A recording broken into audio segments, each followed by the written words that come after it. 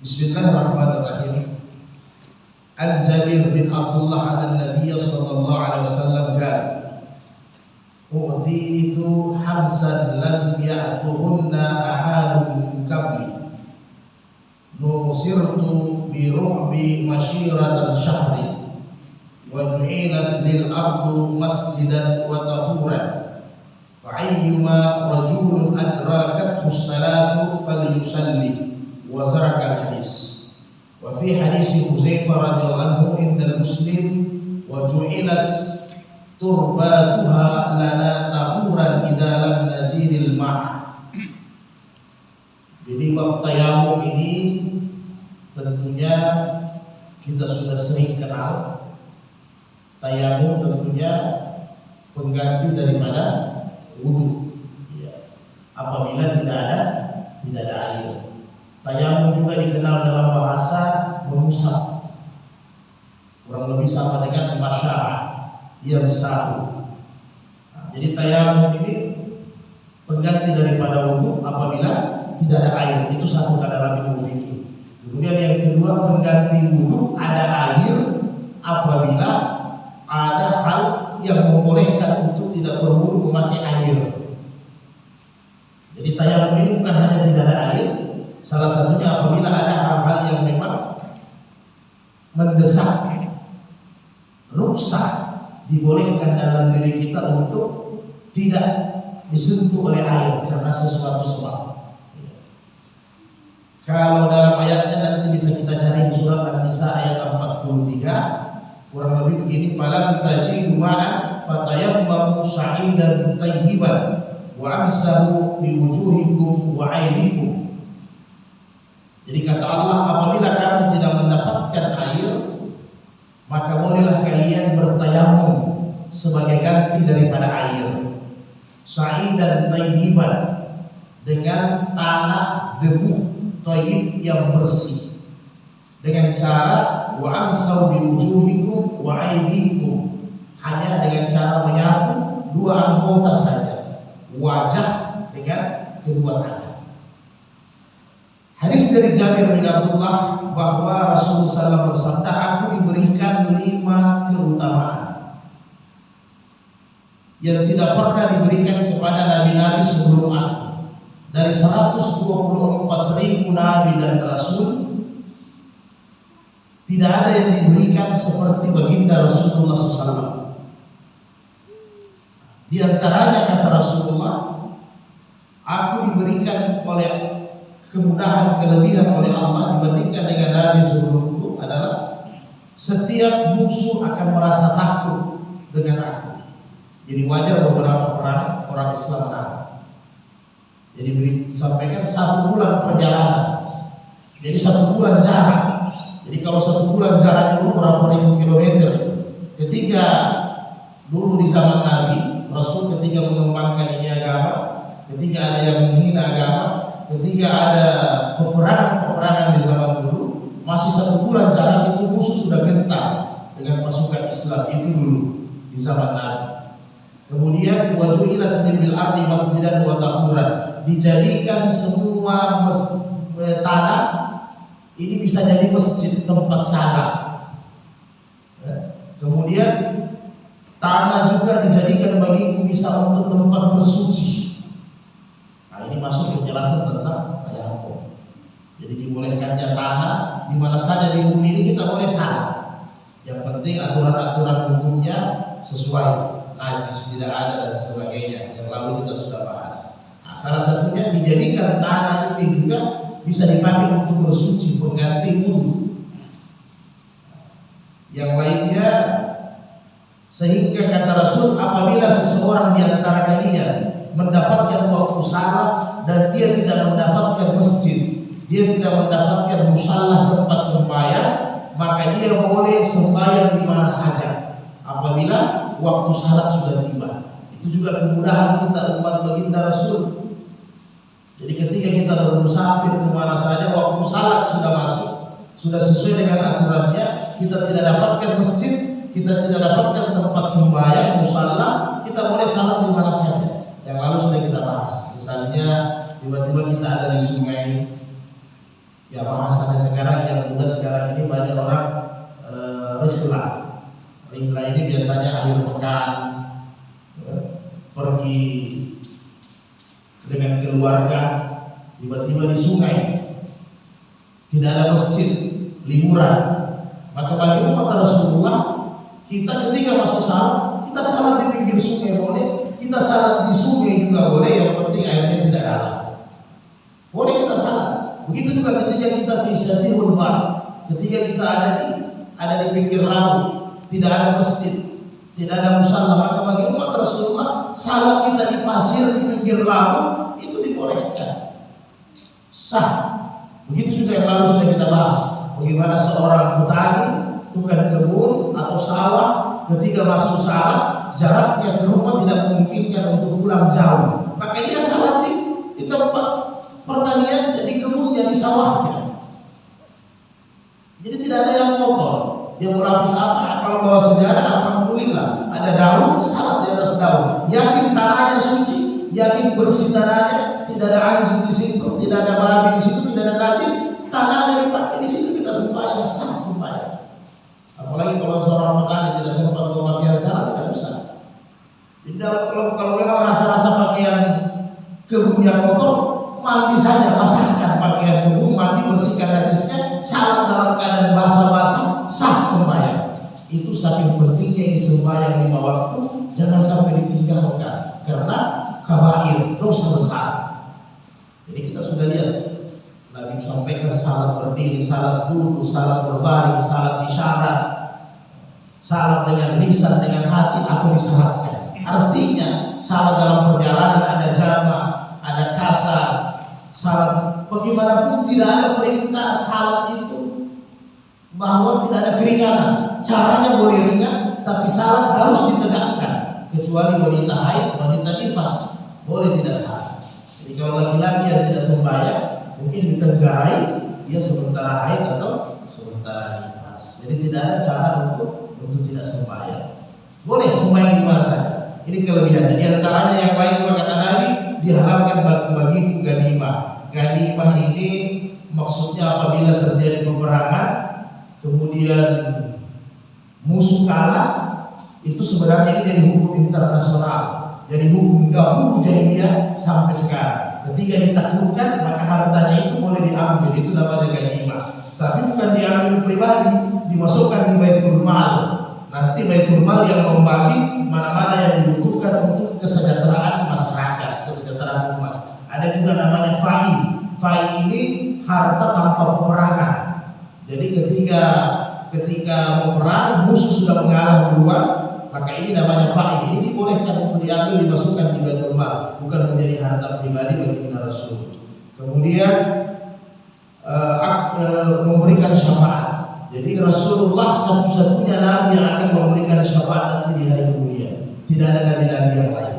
Bahkan Nabi Adam akan datang kepada Rasul minta syafaat. Kenapa ya Rasul, saya tidak bisa memberikan syafaat karena saya sudah buat kesalahan di surga, makan buah huldi sehingga dilempar ke dunia. Gara-gara saya sehingga manusia tidak jadi masuk surga. Sebenarnya kita tidak injak dunia. Begitu juga nanti Nabi Nuh datang kepada Rasul. Ya Rasul, saya punya istri, saya punya anak, tidak bisa taat. Saya seorang nabi, saya tidak bisa memberikan syafaat. Begitu juga nanti nabi yang lain datang sampai kepada Nabi Isa akan datang kepada Rasul. Saya ini disembah sebagai Tuhan, maka saya tidak bisa memberikan syafaat. Orang menyangka saya ini Tuhan, padahal saya hanya nabi ya Rasul. Semua nabi tidak akan mampu kecuali baginda Sayyidina Rasulullah Sallallahu Alaihi Wasallam. Kemudian yang terakhir itu aku diutus untuk semua umat, rahmatan lil alamin. Jadi nabi-nabi diutus untuk kaumnya, kaum Samud untuk Nabi Saleh untuk kaum Samud. Begitu juga Nabi Musa untuk Bani Israel. Tetapi Rasulullah semua suku, semua negara, semua daerah untuk Rasulullah SAW diutus, bukan untuk karena kaum.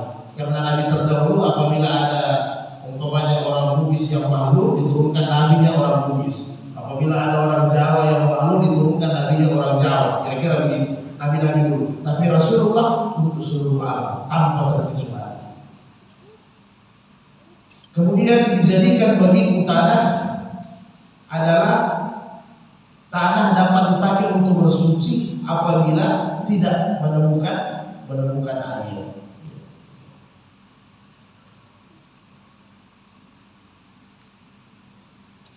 An Amr bin Yasir radhiyallahu anhu qala ba'athani Nabi sallallahu alaihi wasallam fi hajatin fa'ajnabtu falam ajid al-ma' fatamarragtu fi shay'in kama tamarra dabbaba summa adaitu Nabi sallallahu alaihi wasallam fadzakartu lahu dzalik faqala innama yakfika an taqula biyadika hakaza summa daraba biyadihi al-ardha darbatan wahidatan summa masaha simala 'ala al-yamin wa zahira kaffaihi wa wajhahu muttafaqun alaih. Ini lucu ini saya. Jadi satu ketika Yasir bin Amr diutus sama Nabi dengan ada satu urusan. Tiba-tiba setelah diutus dalam perjalanan beliau janabah, ya. Apakah beliau mimpi? Kira-kira begitu, mimpi basah. Jadi yang lalu sudah kita bahas, kalau mimpi dewasa tapi tidak basah berarti tidak janabah, kan begitu. Jadi patokannya basah. Yang lalu sudah kita bahas bab mandi ya. Jadi ini mimpi basah. Ada juga mimpi dewasa tapi tidak basah, tidak janabah. Kita ingat-ingat saja itu. Kemudian bagaimana tidak mimpi tapi basah, janabah itu juga dapat. Jadi patokannya basah, patokannya tetap basah. Tiba-tiba bangun pagi basah celana atau sarung, berarti harus mandi. Walaupun tidak mimpi, tapi mimpi dewasa pas bangun tidak basah, tidak mandi. Jadi ini sahabat dalam perjalanan dia mimpi basah. Jadi dia dalam keadaan janabah. Setelah dicari air tidak dapat air. Kan kalau dulu memang begini keadaannya, apalagi padang pasir. Kalau kita di mana-mana satu pipa selesai keluar air. Ini tidak dapat air dan ini bisa terjadi sama kita kapan-kapan saja. Nah, tiba-tiba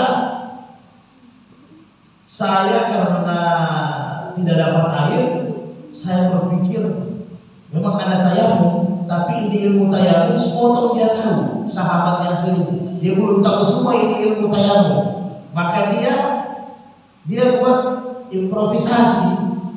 Kira-kira karena kalau kita wudu hadas kecil, mau sembahyang tidak dapat air, kita cukup wajah dengan tangan. Tapi ini hadas besar.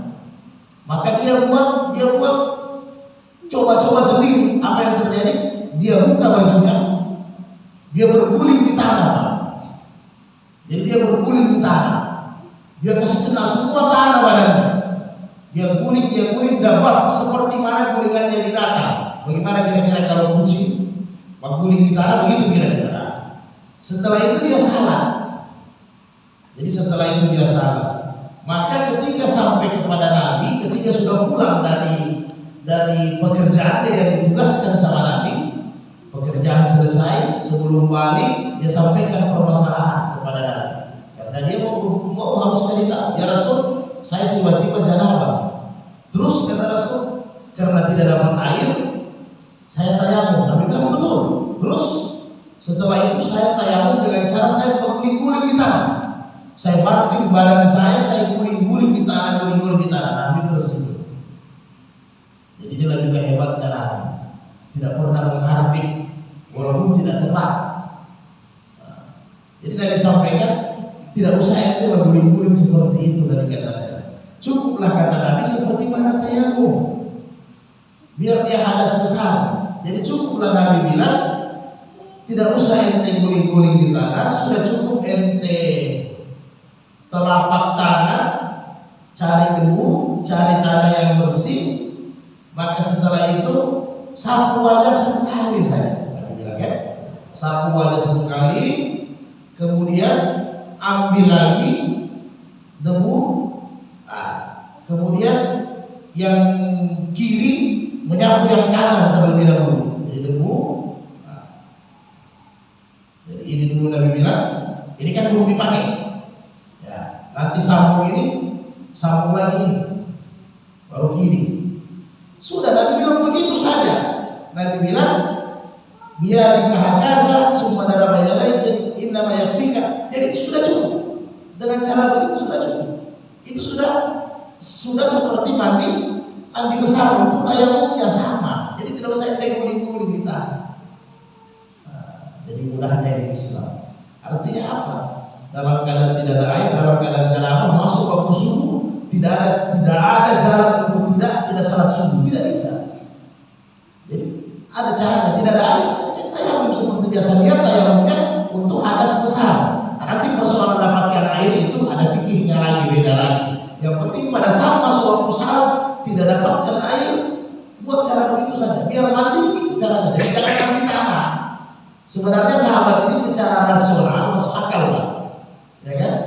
Masuk akal. Jadi masuk akal. Logika dia pakai. Kalau tanah, kalau hadas kecil cukup tanah, berarti kalau mandi ya mandi di pulau. Kira-kira begitu. Padahal kata Nabi tidak usah mandi tanah.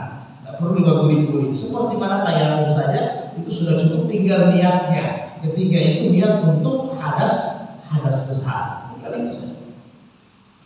Wa fi riwayat al-Bukhari wa daraba yakfi wa daraba bi kafaihi al-ardh wa dafaha fihi ma summa masa bihi ma wajhahu wa kafaihi. Nah, ini juga biasa. Apabila tanahnya itu agak kasar, agak kelihatan, kan tidak semua dasar tanah ini ada debu.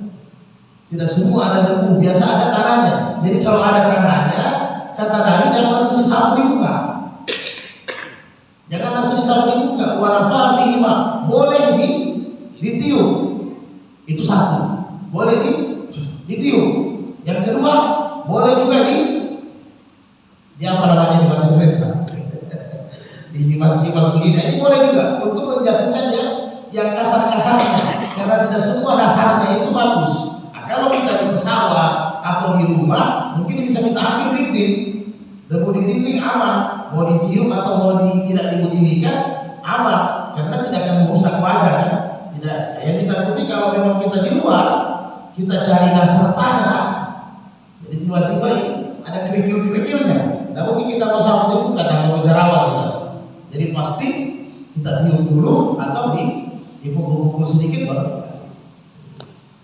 Jadi mudahnya ini Islam.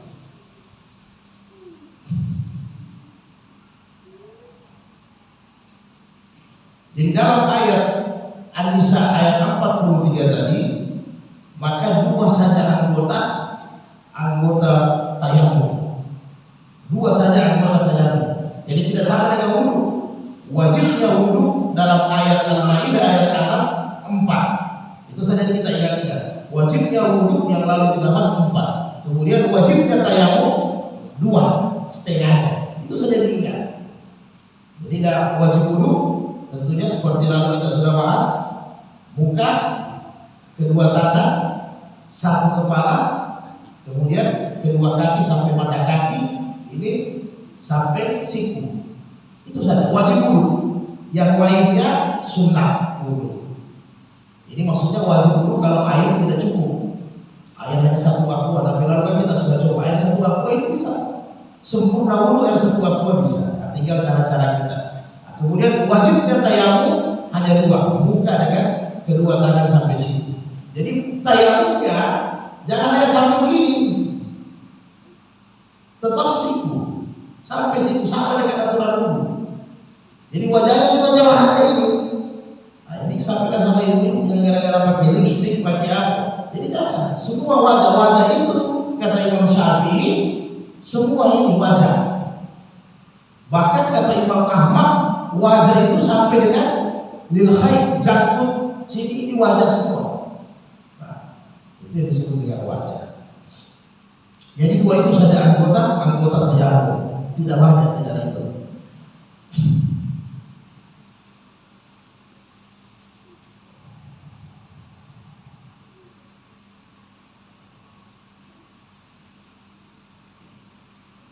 Ada Ibnu Umar adalah 4 kali kalau Rasulullah SAW at-tayammu darbatani, darbatun lil wajhi wa darbatun lil yadaini ilal mirfaqaini.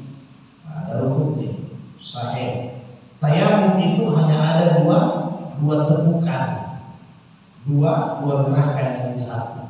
Yang pertama wajah, yang kedua tangan sampai di situ.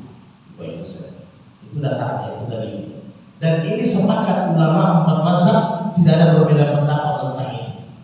Sepakat semua bahwa wajibnya tayamum 2 anggota tubuh.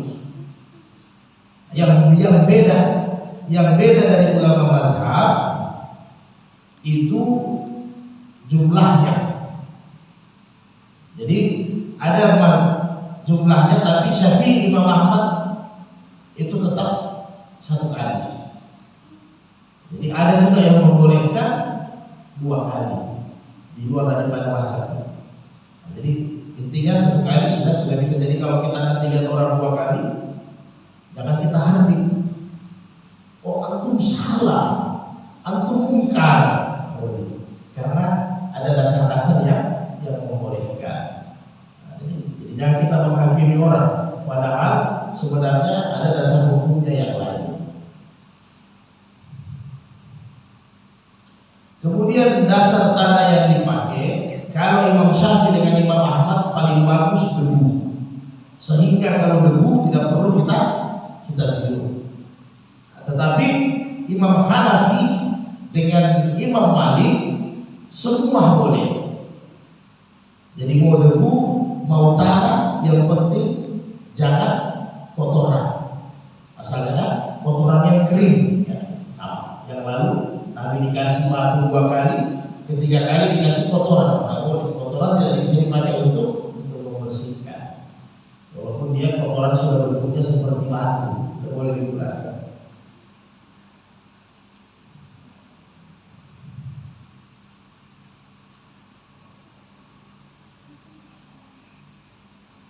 Kemudian An-Nabi Hurairah radhiyallahu anhu qala Rasulullah sallallahu alaihi wasallam, as-sayyidu wudu al-muslim wa in lam yajid ma'a ashra sinin fa idza wajada al-ma'a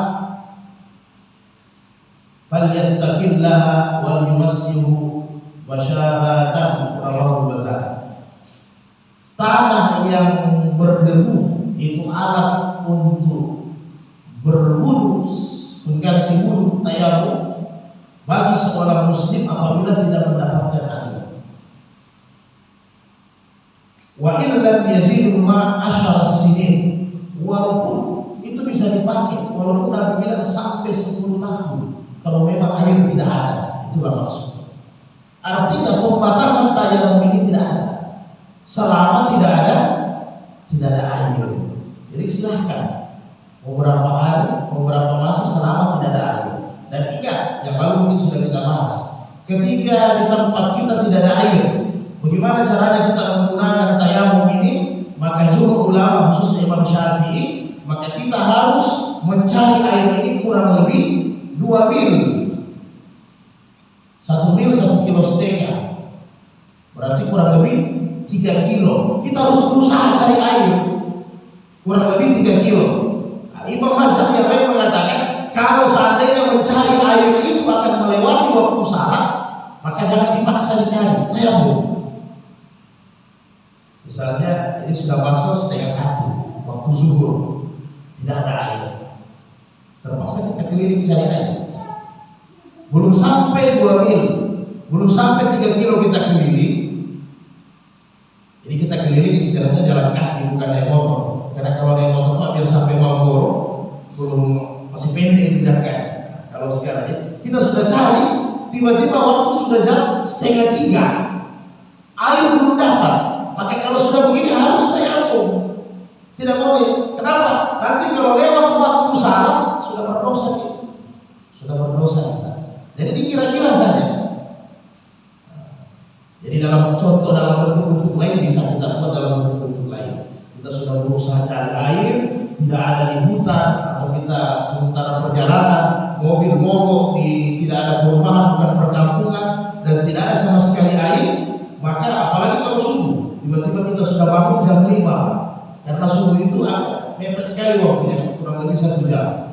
Tiba-tiba tidak dapat air, sudah berusaha, kemudian ada air, kalau kita 10 orang, ya kan, lalu sudah kita bahas, ada air, ada satu ini, ada air minum. Maka kalau hanya air minum yang ada, tidak menggunakan air minum, harus tayamum.